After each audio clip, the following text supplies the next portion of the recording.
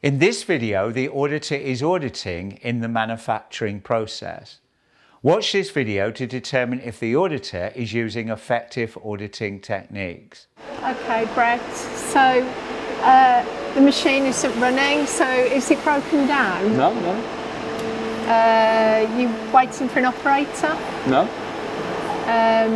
Waiting for it to be set up? No, I think, no. Waiting for material? No. Is it due to run today? It probably will run later, yes.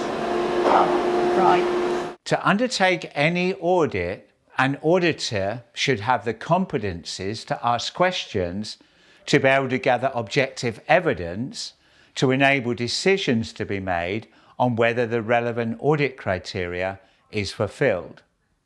To gather evidence effectively, an auditor should ask open audit questions.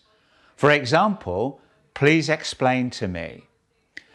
In this audit, the auditor asks only closed questions, which allow the auditor just to answer yes or no. Nearly 1 minute was wasted, whereas one open question would have helped gather information as to why this particular machine was not running. In any audit, the use of closed questions should be limited. Maybe in the case where an auditee is not directly answering the questions that are being asked. ISO 19011, as well as the IATF Auditor Guide, give good guidance on effective auditing techniques.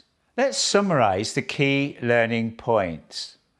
To gather objective evidence in any audit, an auditor should ask open audit questions that encourage the auditee to provide objective evidence on the activities being performed within the process. The use of closed audit questions should be restricted.